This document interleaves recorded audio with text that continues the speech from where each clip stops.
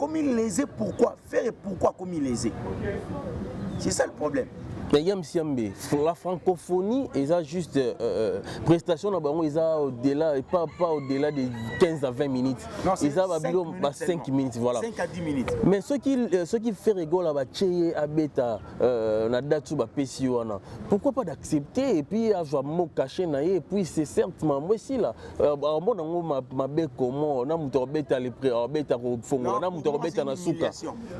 pour moi c'est une humiliation. Je ne peux pas accepter. C'est une humiliation. Non mais oui.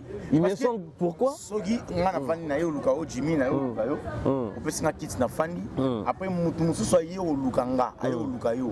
Obi singa yams. Pesa ngana kits wana ya na fanda le tamba zo kits mususu. So na télémino ke maman so na vanda souté. Parce que c'est humiliation. Pour la nini kata zeliga kits wana oboyo ba oyele ya fanda. Il faut nga na télé. Pour la nini fali ya zeliga le système faut ba longola fier pour ba cha fali. Ferrego a commis les 4, Gims a commis les 5, Fali Poupa a commis les 6. Et en gros, ça et ça sa polémique, bah Gaulois, bah fâché, bah miko finga Zakari, ton me dit pourquoi que Zakari a sali ma BM tu as joué jeu oyo, bah azobet sa Fali Poupa deux fois, bah ça Fali les longs ouverture et puis na yem tu clôturer déjà yoko so la nini par rapport à Marambo nyonso oyo. D'abord, laisse-moi te dire une chose. Zakari Bababaswe fait partie de l'administration du francophonie. Ok. 9e édition. Zakari fait partie. Ce qui est réunion administratif et Zali, il y a francophonie. Dites-nous que Zakari va faire partie à Ozala. C'est à cette époque-là on doit faire des analyses. Qu'est-ce qui a fait que Ferrabetate aussitôt Mbamoko fallait à s'annoncer qu'il y a une ouverture. Parce que biso tout le monde a dit la photo sur Gilagi Ferré l'un des administrateurs il y a francophonie dans stade na bureau na bango ba sous la bakani ba photo voilà. OK. On doit se poser cette question. Pourquoi commune à niveau wana parce que faire à l'heure actuelle déjà il s'est retiré pour dire qu'il a sous concerté. Il s'est fait léser en quoi et de quoi? Voilà la raison pour laquelle avec Maramouana Zakara Zolo c'est du mensonge. Donc c'est Zakari nous sommes chargé à désigner artistes et musiciens. Ezali na France. Mais bato bazui monopole il y a année où il y a francophonie c'est le Congo point barre. C'est le Congo qui organise tout en tout et surtout. Dans le bidis, dans le Zakari a désigné l'artiste. Communication. Non, il y a désigné l'artiste. L'administration en général, basée en numéro 1 à Bango, il y a francophonie. Voilà. À cause de la Congolais, à cause de l'étranger, cela ne pose pas de problème parce que francophonie est à l'habitude. Il y a des moutou, à manière où Solola, Naba, Toba, pour prester la francophonie. Et quand nous avons vu la présence de Bill Clinton très proche de Zakari Bababassi, on a fait allusion que c'est Zakari Bababassi a intégré dans la francophonie.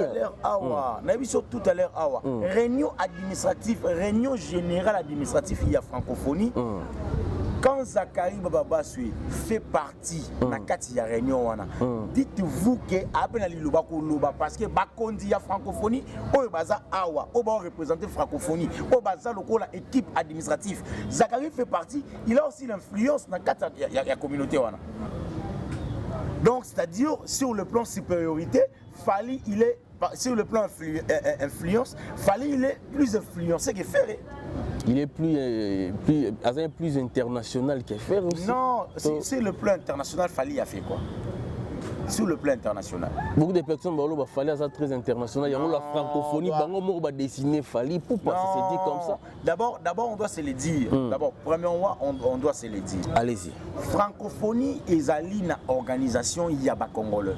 France, pays francophone, à Sangisi, il y a compétition quoi Coupe du monde, tout Coupe d'Afrique, Moroboé. Bref, tout le Coupe du monde. Parce qu'ils ont même le Canada, Coupe du monde, mais il y a langue. Et ça n'a pas Jeux olympiques nakati mais et dépendre quand pays français. Alors francophonie a débloqué 78 millions de dollars. Après 80 millions de dollars, 78 000 d'euros. 78 millions d'euros. Alors, si on convertit en dollars, et ça a déjà à peu près 80 millions de dollars. Eux, francophonie a débloqué pour l'Europe, c'est un pays organisateur. Le coup, la présidente a dit son excellence, M. Fachi Béton, à Sengaki Ezala Awa, par conséquent, va débloquer un peu Mongwana et Yaki Awa. Donc, bisonne tous les organisateurs, il y a francophonie. Mais au lobby, le mot est très important. Il y a un temps au lobby que na pays francophone nyonso y Afrique ne ba il faut ba ya compétition. Voilà, mais pourquoi dans les pays francophones nyonso au en Afrique, il n'y a pas des artistes et musiciens qui chantent aussi pour ba ya benga bango? Non. Parce que l'organisateur c'est nous. Mais Zachary Bababa a bien dit que c'est l'organisateur qui a désigné en ouverture. Non, c'est faux. C'est faux, papa. Coupe du monde et bêta mara awa, d'Afrique et bêta mena, Coupe du monde et bêta mena Afrique du Sud. Bill a bêta la Coupe du monde, je crois, à Afrique du Sud. Ok. Bill Clinton a ça levé les rideaux mon kuna. Il a signé un contrat et un concert à la CAF. Non. Bah, organisateur, il y a pays organisateur, et ça, Afrique du Sud. Ok. Pays organisateur, il y a francophonie et ça, Congo. Donc, quand on parle de pays organisateur, ça veut dire le pays qui organise. C'est ça.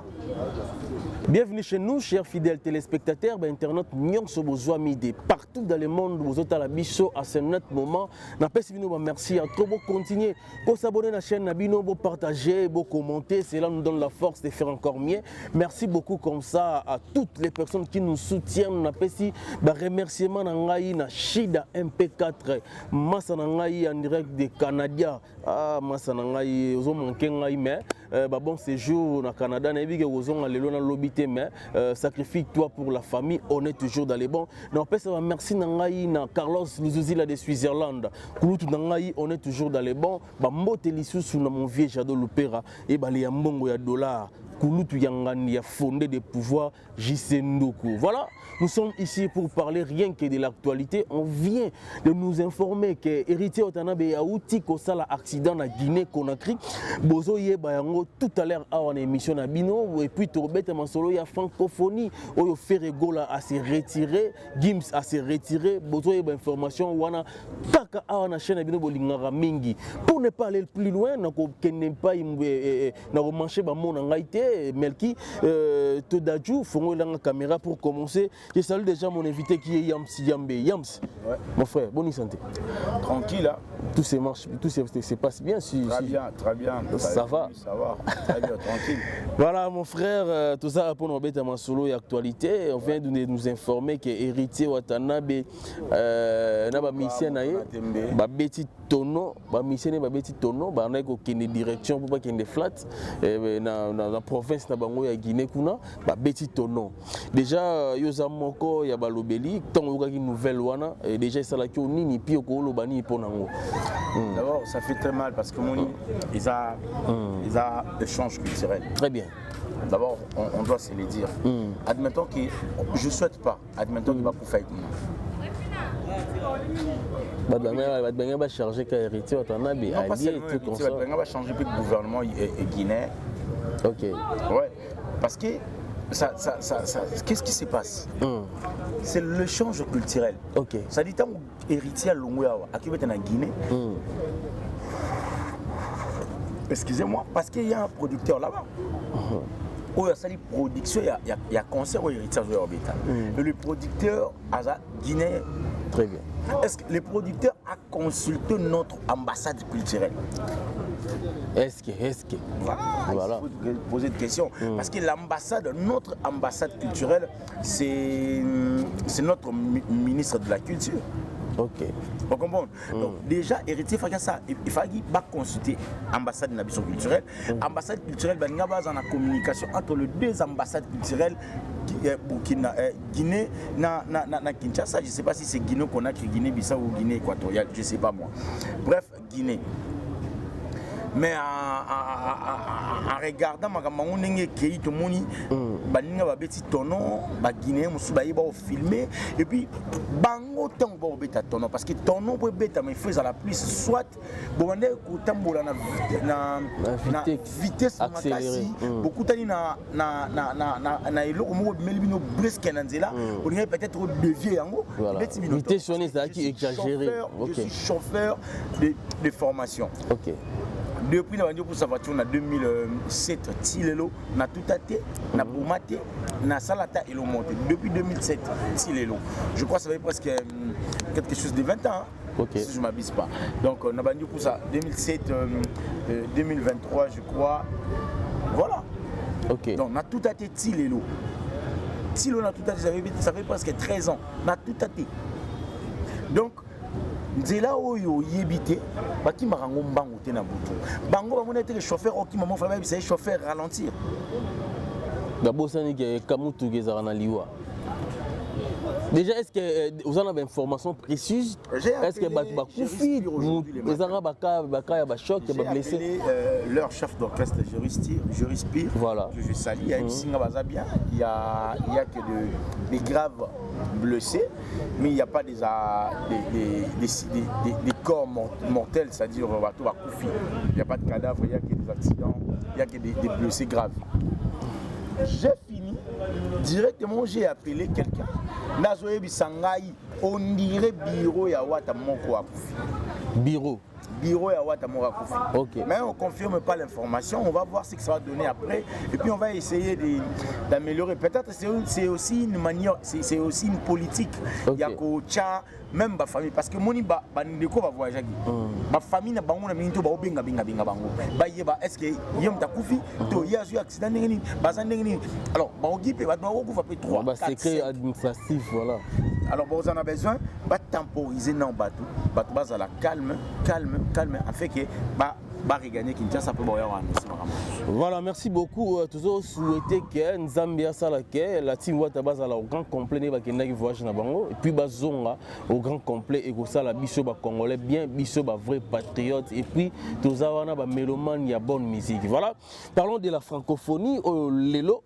Déjà il bandit les 28 tout le monde qui fait rigolo là déjà signaka il faut qu'azala abeta na ouverture na minute ya kotanga to moni programme échangé Ferrego a commis les 4 et Gims a commis les 5 Fali Poupa a commis les 6 et Angwe Sali et ça là et sa polémique ba gaulois ba fâché ba mi ko finga Zakari tongo midi pourquoi que Zakari a sali mabe yem to jouer jeu oyo ba azobeta Fali Poupa deux fois ba Fali lelo na ouverture et puis na yem to clôturer déjà Yoko Solanini par rapport à Marambo Nyonso.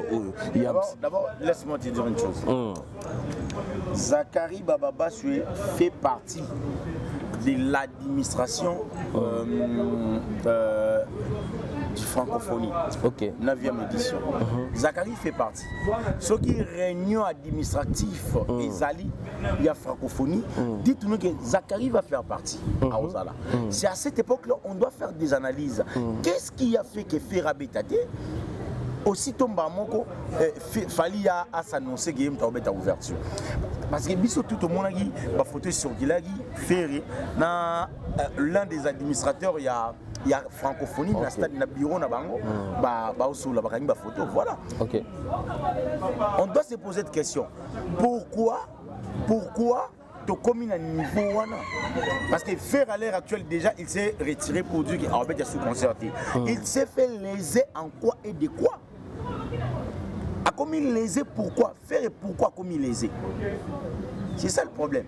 Mais la francophonie, ils ont juste prestation ils ont au-delà et pas au-delà de 15 à 20 minutes. Non, ils ont 5 minutes voilà. 5 à 10 minutes. Mais ce qui fait rigolo là tcheye abeta na datu ba pesiwana. Pourquoi pas d'accepter et puis avoir mot caché na et puis c'est certainement moi aussi là bon nango ma be comment na muto beta le pré beta ko fongo na muto beta na suka. Moi pour moi c'est une humiliation. Je ne peux pas accepter.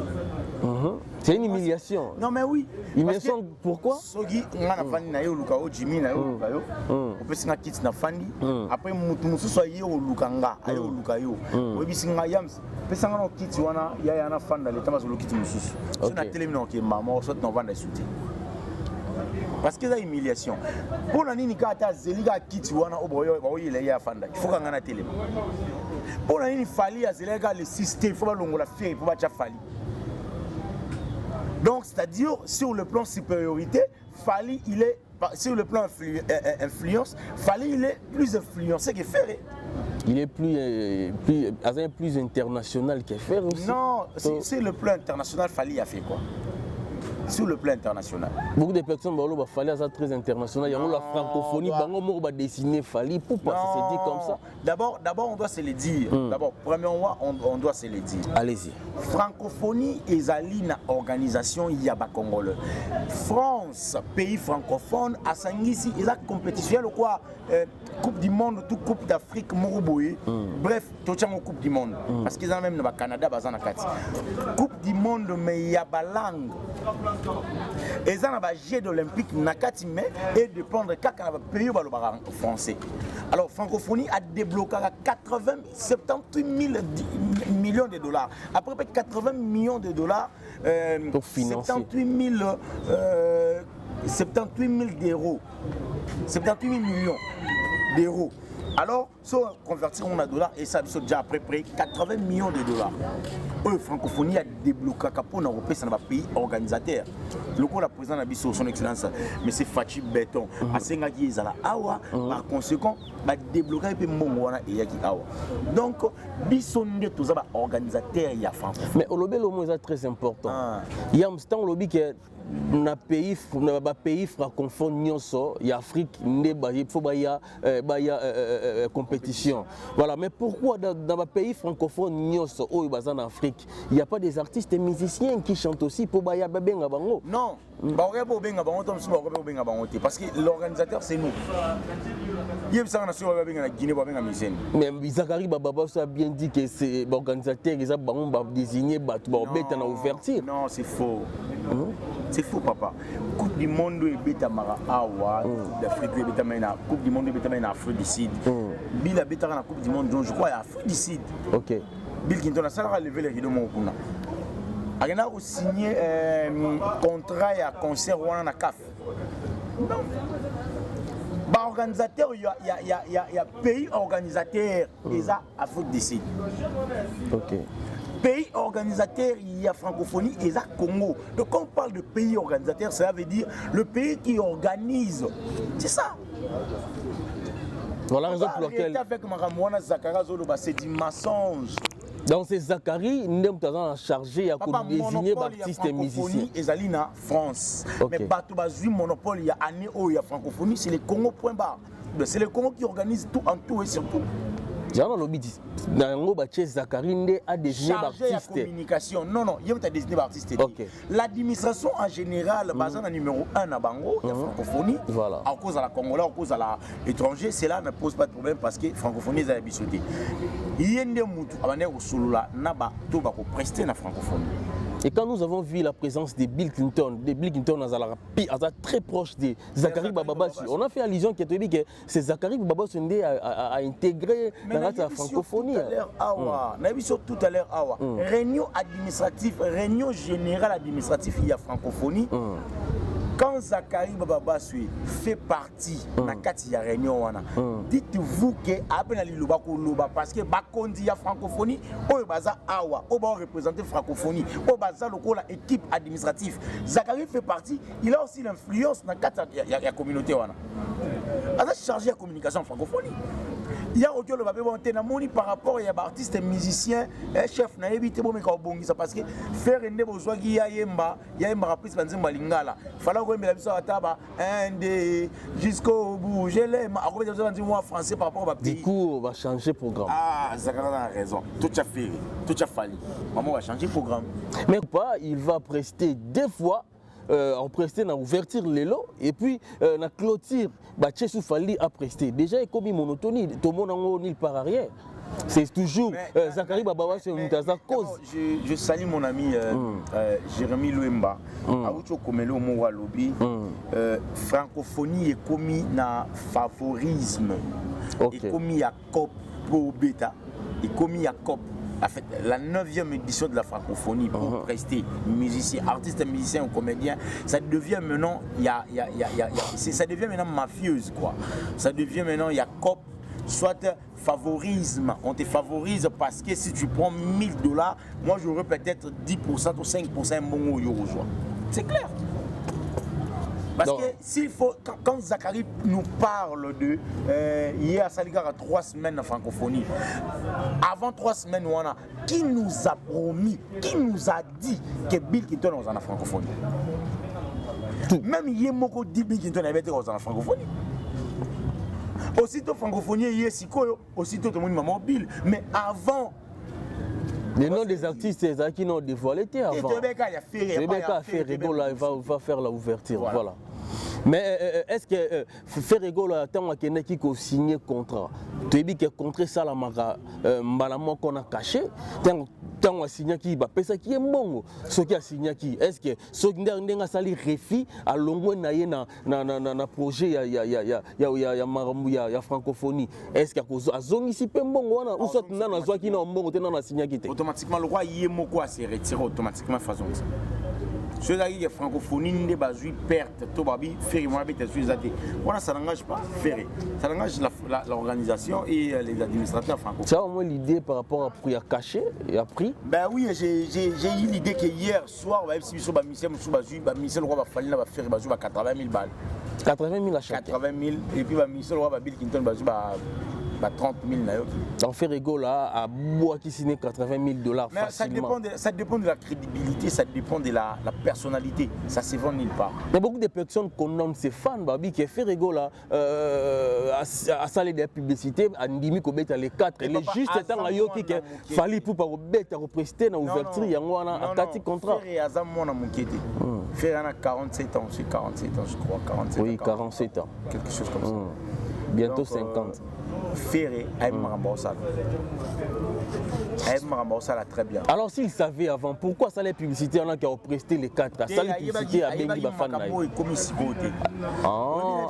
Ayebagité qu'il fallait me beta enlever les beta nini ouverture plutôt. Faire ici à se retirer Bouza parce que Makambo va soulagi, il y a mon n'était se réaliser. OK. Babouli bouleverser Makambo. Alors que faire un pas belé 80 000 balles au ton appelle le parcours si ça le prend on a ngiri wana ozara ngiri en fait c'est le mbao. Voilà. Ok. Merci beaucoup. Toujours continuer émission Nabiso. Merci beaucoup à Melkin toi. Merci beaucoup à Dajun Caméra. Toujours continuer. Yam Siambe. Ouais. Dans ma union, ce n'est commis. Tout le monde comme ya Kofi Olomide. Et il y a des ambassadeurs qui ont reconnu dans le Congo, à part Gims, il y a Dadjou, déjà, ils ont manqué à organisation, ils ont profité de ça, on peut le déjà, on peut profiter de ça. Faire des hasards, on a fallu des hasards, on a confié à la légende. Ambassadeur reconnu. Représentant valable de la culture en Bokanabiso. Mais comment ça? Mais le roi va déjà petit na bango le roi faire et na fali. La vérité à ma vie. Bachi peut y rater, bachi peut JB. Mais la baliste on est à plus de génération. Dans mon avis, JB apparemment. Si je me demande JB, dans mon avis, je sais pas. Dans mon avis, Ouera. Après ça, les 26, si vous venez. Bon. Ça a bon, ça bien. Mais je crois que Kofi Olomide ils ont honte pour la culture en Bokanabiso. Mal organisation, c'est longtemps. La culture en Bokanabiso, c'est moi défense et belé. Je parle en tant que Congolais. On va revoir beaucoup de choses dans la culture en Boka. Sur le plan culturel, en tout cas, zéro. Voilà des bonnes choses ne dire pas. Nous sommes arrivés à la fin. Yam Siambe, beaucoup de personnes nous ont suivis à ce net moment. Au Koki Kopé sa message nini de la fin. Et puis quelques salutations sur les alliés. Et puis moi je vais clôturer. Allez-y. Je dirais merci à Bandewutu Batali Biso. Gauloise, toute opération, Fana Palin. N Pro Max. N Pro Max. Vana na palin. Il y a ata événement mon côté à concert. Il y a qu'à francophonie, il y a la balle, il y a la joueuse na biso ba handball, il y a maître nageur. Mais pour la natation, il y a la bébé. Mais pour vraiment qui est la musique, voilà, merci beaucoup. Voilà, merci beaucoup. Merci beaucoup. On passe un message dans les Congolais, idem avec Yams. Tous les Congolais, tout soutenir culture en Mboka. Mboka et Misi Mbongo et Belé. Tous en a besoin, tout ça la rentabilité. Il y a bien pour épais ça. On est dans Mboka, total en gouvernement. Peuple congolais, tout qui est dans francophonie. To kene to somba d'hiver na yo sombi bière na yo na porte au koti au pesi sombi bien na yo ba pesi au badge tant on compte na kati ba pesi au bière donc billet ça juste 2500 donc voilà to ceux qui a pour na lelo merci beaucoup notre botali biso merci beaucoup na JC Ndoukou les fondés des pouvoirs masa na boda na musi meuble merci beaucoup na ITB Bora Gaillard masa na difo en direct des États-Unis na pesi ba mbota trop ça n'est fini pour aujourd'hui to très prochainement. Bye bye.